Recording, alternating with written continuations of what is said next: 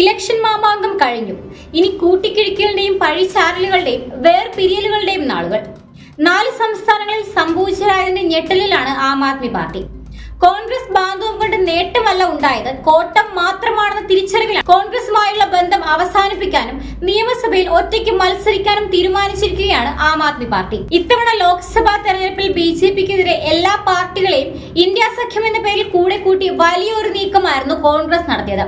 എന്നാൽ തിരഞ്ഞെടുപ്പ് കഴിഞ്ഞപ്പോൾ ഭരണം കിട്ടിയില്ലെന്ന് മാത്രമല്ല, സഖ്യം 232 സീറ്റുകളിൽ ഒതുങ്ങുകയും ചെയ്തു.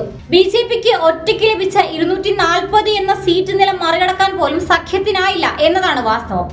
തിരഞ്ഞെടുപ്പിൽ പ്രതീക്ഷിച്ച നേട്ടമുണ്ടാക്കാൻ സഖ്യത്തിന് കഴിയാതെ വന്നതോടെ സഖ്യകക്ഷികൾ ഓരോന്നായി ഇന്ത്യയിൽ നിന്നും വേർവിട്ടു പോകാൻ തുടങ്ങിയിരിക്കുകയാണ്.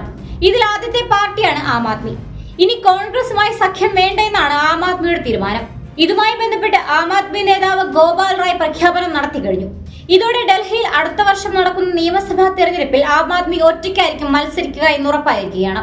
ഇന്ത്യ സഖ്യം ലോക്സഭാ തെരഞ്ഞെടുപ്പ് ലക്ഷ്യമിട്ടുകൊണ്ടുള്ളത് മാത്രമാണെന്ന് ഒരിക്കൽ കൂടി ആവർത്തിക്കുകയാണ് ആം ആദ്മി.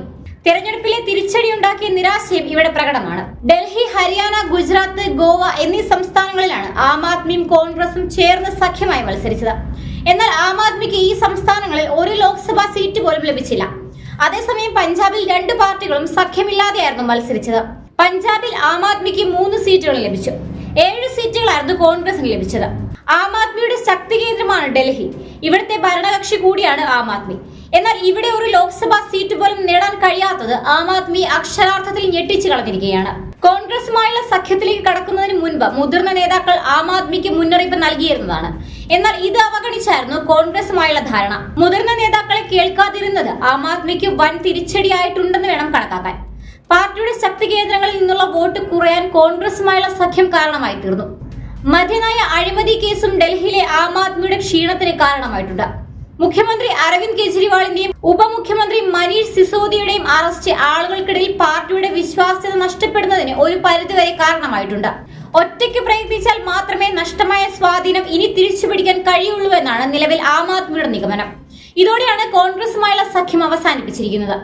2015 നിയമസഭാ തെരഞ്ഞെടുപ്പിൽ 70-ൽ 67 സീറ്റുകളായിരുന്നു ആം ആദ്മി സ്വന്തമാക്കിയത്.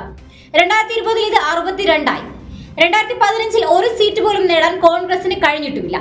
2020 ഒരു മെച്ചവും കോൺഗ്രസിനുണ്ടായിട്ടില്ല. ഈ സാഹചര്യത്തിൽ കോൺഗ്രസിനെ കൂട്ടുപിടിച്ച് നിയമസഭാ തെരഞ്ഞെടുപ്പിനെ നേരിടുന്നത് കൊണ്ട് ദോഷമല്ലാതെ ഒരു ഗുണവും ഉണ്ടാകില്ലെന്ന തിരിച്ചറിവും ആം ആദ്മി ഈ തീരുമാനത്തിലെത്തിക്കാൻ കാരണമായിട്ടുണ്ട്.